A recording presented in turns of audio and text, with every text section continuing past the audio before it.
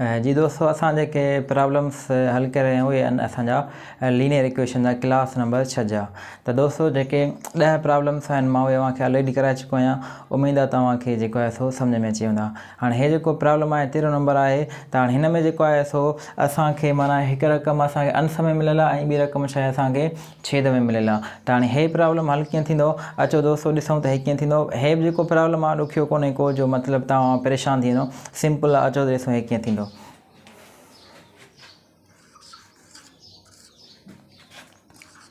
6x minus 4 upon 2x plus 2 is equal to 2। त दोस्तों हाणे ॾिसो त हिते ॾिसो, हिते अंश आहे, हिते छेद ऐं हिन में छा आहे असांजो अंश आहे ऐं हिन हेठां जेको आहे सो कुझु बि न आहे। हाणे जॾहिं कंहिं हेठां असांजो कुझु बि न हूंदो आहे त हुते असांजो छा हूंदो आहे, 1 हूंदो आहे। त दोस्तों हाणे ॾिसो हे छा थी, असांजे विच ते बराबरि जी निशानी थी वई। हाणे जॾहिं हेॾां रक़म हुजे, हेॾां रक़म जे विच ते बराबरि निशान हुजे त पोइ असां छा कंदा आहियूं, क्रॉस मल्टीप्लिकेशन कंदा आहियूं। त हाणे क्रॉस मल्टीप्लिकेशन कीअं थींदी, त दोस्तों असां हिन खे हिन सां ज़रब कंदासीं ऐं हिन खे हिन सां ज़रब कंदासीं। हाणे हिन खे हिन सां ज़रब कंदासीं त 1 × 6x minus 4 is equal two, हाणे हिन खे हिन सां कंदासीं 2 is equal two 2x plus जा 2। त दोस्तों हाणे जॾहिं हिन 1 खे असां हिन सॼीअ सां ज़रब कंदासीं त 1 × 6x त छा थींदो असांजो साॻियो ई 6x minus 4 is equal to, हिन खे हिन सां ज़रब कंदासीं ॿिॾियूं 4 × x साॻी x प्लस ॿिॾियूं 4। त दोस्तों हाणे हे जेको आहे असांजा छॾाइजी आहे। त हाणे असांखे छा आहे, एक्स फाइंड करिणो आहे। त हाणे असां छा कंदासीं, जेके एक्स वारियूं रक़मूं आहिनि उहे असां हिकिड़े पासे न रखंदासीं ऐं जेके असांजा अंग आहिनि उहे असां हिकिड़े पासे न रखंदासीं। हाणे जॾहिं असांजी एक्स वारी रक़म वॾी आहे उन पासे ॾांहुं सभई एक्स रखंदासीं ऐं ॿिए पासे ॾांहुं छा रखंदासीं, अंग रखंदासीं। त दोस्तों हिते ॾिसो 6x आहे, हिते छा आहे 4x आहे। त हीअ जेका 4x आहे मां हेॾे खणी अचां त 6x हिते दोस्तों प्लस जी आहे इहा 4x। त दोस्तों मां ऑलरेडी तव्हांखे ॾसे चुको आहियां त जॾहिं असां हिकिड़ी रक़म बराबरि जे ॿिए पासे असां क्रॉस कंदा आहियूं, ॿिए पासे टिपाईंदा आहियूं त उहा जेकॾहिं असांजी प्लस जी हूंदी आहे त उहा छा जी थींदी आहे, माइनस जी थींदी आहे। ऐं जेकॾहिं उहा माइनस जी हूंदी आहे त उहा छा जी थींदी आहे, असांजी प्लस जी थींदी आहे। त दोस्तों हीअ जेका आहे असांजी 4x प्लस जी आहे त हेॾे ईंदी छा जी थींदी, माइनस जी 4x इज़ इक्वल टू 4 साॻई असांजे हिते पिया आहिनि। हाणे हे जेको दोस्तों ॾिसो छा आहे, माइनस जो आहे त हीअ मां माइनस जो आहे त हेॾे टिपाईंदुमि बराबरि खां हेॾे टिपाईंदुमि छा थींदा, प्लस जा थी वेंदा। त 6x माइनस 4x, त 6x मां माइनस 4x कट कयूं असांखे घणा बचंदा, 2x। त 4 × 4 दोस्तों घणा थींदा, 8। त दोस्तों 2x घणनि जे बराबरि थी, असांजी 4 जे बराबरि थी। त दोस्तों असांखे जेका फाइंड करणी आहे उहा आहे असांखे सिर्फ़ु ऐं सिर्फ़ु x फाइंड करणी आहे। त हिते छा आहे असांजी 2x आहे। त हाणे छा कंदासीं, हिकिड़ी x फाइंड करण जे लाइ हे जेके असांजा 2 आहिनि हिते छा में आहिनि, असांजा ज़रब में आहिनि। त दोस्तों ऑलरेडी मां तव्हांखे ॾसे चुको आहियां, जेका शइ ज़रब में हूंदी बराबरि जे ॿिए पासे वेंदी उहा असांजी छा में थींदी, वंड में थी वेंदी। त अचो ॾिसूं त x इज़ इक्वल टू 8/2। त दोस्तों x इज़ इक्वल टू 1 × 2 4 × 8। त दोस्तों x जेका बराबरि आई उहा असांजी घणे जे बराबरि आई, 4 जे बराबरि आई। त दोस्तों जेको x जो वैल्यू थियो असांजो 4 थियो। त उमेद आहे दोस्तों हे जेको प्रॉब्लम आहे तव्हांखे सम्झ में अची वेंदो।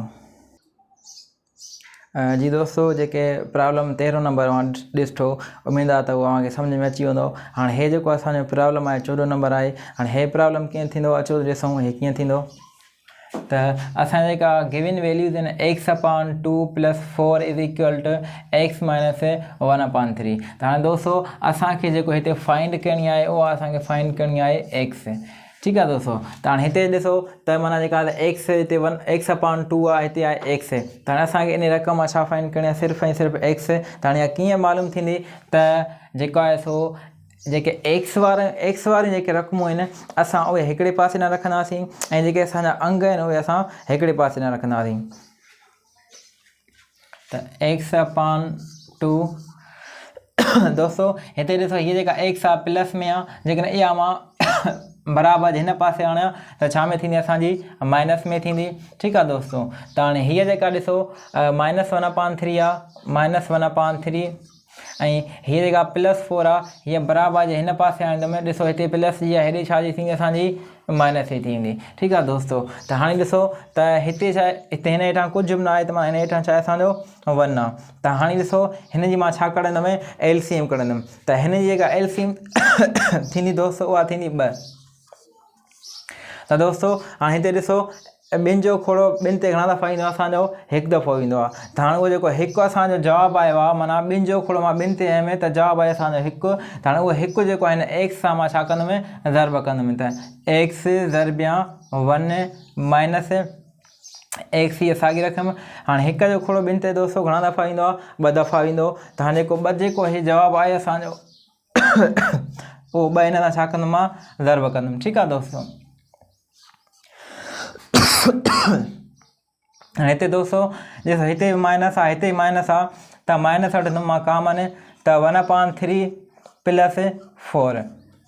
ठीकु आहे दोस्तो, त x खे हिन सां ज़र्ब कयां, जवाबु छा ईंदो असांजो, x ईंदो माइनस हिन खे हिन सां ज़र्ब कयां ईंदो 2x/2 = माइनस। हाणे हिते जेका असां हिते 1/3 आहे, हिते 4/1 आहे। त हिन जी LCM वठंदुमि, असांजो जवाबु छा ईंदो असांजो, LCM ईंदी 3। ठीकु आहे दोस्तो, त हाणे हिते 1 आहे, साॻियो ई 1 खां हाणे 3 जो खोड़ो 3 ते वेंदो आहे दोस्तो 1 दफ़ो। 3 जो खोड़ो 3 ते वेंदो 1 दफ़ो, त उहो 3 हिन मथे सां छा कंदुमि, मां ज़र्ब कंदुमि। ठीकु आहे दोस्तो, +4।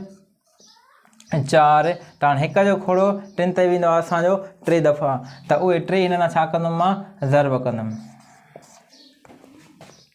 x - 2x, हाणे हिते -2x आहे, हिते +x आहे। त -2x मां प्लस जेको आहे -2x में +x कंदासीं त छा बचंदो असांजो, -x/2 = माइनस। हाणे हिते दोस्तो ॾिसो 1 × 1 साॻियो ई 1 प्लस जा 12 /3। त दोस्तो त -x/2 = -13/3। त 1 + 12 13/3। त दोस्तो हिते बि माइनस आहे, हिते बि माइनस आहे, हीअ माइनस हिन में छा थी असांजी ख़तमु थी वई। त हिन रक़म खे हेॾे करे लिखां, x/2 = 13/3। त दोस्तो हाणे असांखे छा फाइंड करणी आहे, x फाइंड करणी आहे। x फाइंड करण जे लाइ मां छा कंदुमि, हिननि खे क्रॉस मल्टीप्लिकेशन कंदुमि। त 3 × x = 13 × 2। त दोस्तो 3x = 26। त x बराबरि थींदी 26/3। त दोस्तो x जो जेको असांखे वैल्यू मिलियो उहो मिलियो असांखे 26/3। त दोस्तो उमेदु आहे त हे प्रॉब्लम तव्हांखे सम्झ में अची वेंदो।